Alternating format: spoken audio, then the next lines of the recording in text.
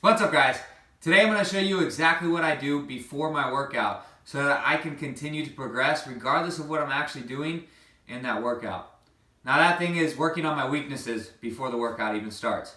That's right, if I work on my weaknesses before it even starts, I've got all my energy that I can put into those things right before. I take 5 minutes, and regardless if that's stretching, mobility, activation, that is what I'm going to do before the workout even starts so that I can put all my energy into it.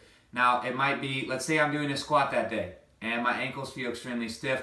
Maybe I hit my ankle mobility before that. Or maybe I've been having a tough time connecting to my glutes through movement, so I work on activation during that phase and working on stability. Or maybe it's day by day, or maybe sometimes I do it for 3 months at a time. So you guys can kind of figure this out for your own depending on what your weaknesses are. But take 5 minutes, throw it in the beginning, and you'll continue to progress regardless of what your workout is. All right, here we go. So some of those things might include this. So here I always always start with the spinal segmentation. Now this is a weakness because we're going to be sitting most of the day. Most of us are not moving our spine or our pelvis at all throughout the day. So this is something that I'd work on before I start my workout to connect to my whole body. To work on developing control throughout my entire body, working on gaining more range of motion, and really just trying to control one segment of the spine at a time. I think this one's almost imperative to do every single day. And if you ask any one of my clients, you'll know, they'll tell you what's one thing that you do every day. They won't be able to pronounce it, but they'll say quadruped spinal segmentation. And I go 5 each way. 5 each way here. Sometimes we slow it down, extremely slow, especially if someone's having a difficult time gaining range of motion, gaining control. We will literally have you, as you can scroll to a different video, you can see that we take 3 minutes for one single rep. But for the majority of the time, we're going to go, a nice even speed. Now, another one that's an extreme weakness for many, many people is the hips. And what I want to do is connect to the hips up here. So I'll show you 2 different of my favorite ones that we do here. And one of them is an internal rotation. So what I'm going to do here is pretend I have a tennis ball up here in front of my back foot. Okay, that tennis ball's up here. I'm going to lean out to the side as little as I need to, but then I'm going to brace my core. I'm going to lock everything in, breathe into my belly still, and I'm going to lift up that foot. Tap the toe in front of the ball, lift up that foot, tap the heel behind the ball. Tap the toe, you'll see that rotation there of the lower bone, the shin bone, the tibia, and then come back, tap the heel. Tap the toe, tap the heel. We'll do about 8 to 15 repetitions here. And if you're really working on it, you come back and do more sets.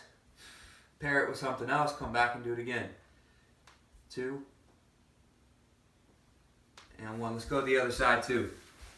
So I'm going to lift up the foot, rotate the shin bone down, tap the toe, lift up the foot, try to tap the heel. Tap the toe, tap the heel. We can go really slow here. Get as much range of motion as you can. Now, to make this more difficult, to make it easier, you move away from that angle. To make it more difficult, you move towards the angle, you close off the angle, and then you obviously lift off your hands too. Sit tall.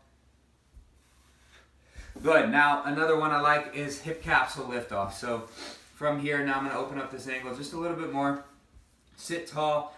I'm looking to connect to this glute up here. The back side is where I want to feel this.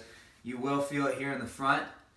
And if you feel it too much, we need to open up that angle here and come away from it. Maybe go down to the elbow here. But we're going to try to open it here. Hold for 3, 2, 1. Back down. Lift off. Hold.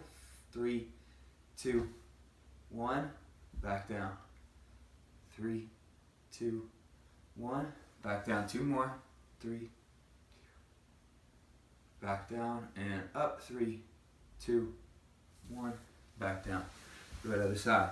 Open that up. Sit tall. Lift. 3, For this one, you really have to think about what's working back here. You have to think.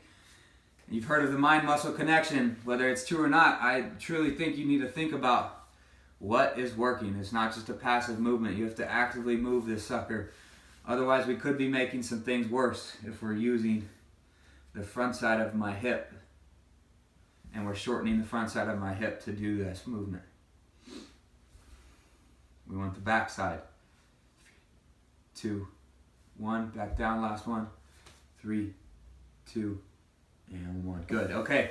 Now we could go into, let's say, shoulder weakness. So a lot of people, external rotation, overhead shoulder mobility, any of those things. But I like prone external rotation hold. So I'm head down. I'm going to rotate my palms up with the shoulders. So I'm going to pack my shoulders down because I don't want this to be my shoulder blades doing the work. I want this to truly be the shoulder girdle, the arm bone, and the girdle here working. So I'm going to pack my shoulders down first, then try to rotate and hold it. You can hold it for 3 seconds, 5 seconds, 10 seconds. You can hold it for longer than that, 30 seconds. Good luck. Pack first, rotate.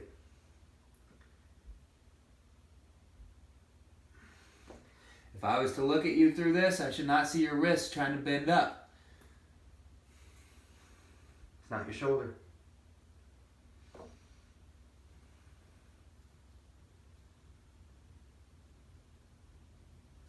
Good, you continue going through repetitions there.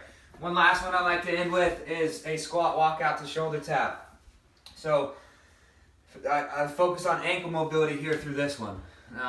It depends on what you're doing that day, but this is a great one to throw in before you get going so you can start to warm up and maybe even continue this into the dynamic warm-up. So what I would do here is push through the ground or feel through the ground, corkscrew my feet in so I've got my arches, right?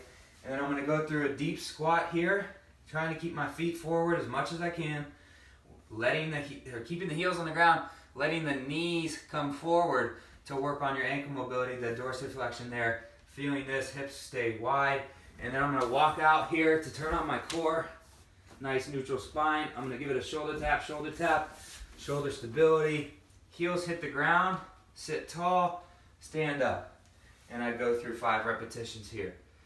Sink in, walk out, shoulder tap, walk back to my heels hit the ground, sit tall, and stand up. Okay guys, that's like 5 different exercises I showed you, but you can take this anywhere. Find your weakness, hit it before, continue to progress regardless of how your workout goes each and every day. Have a great day.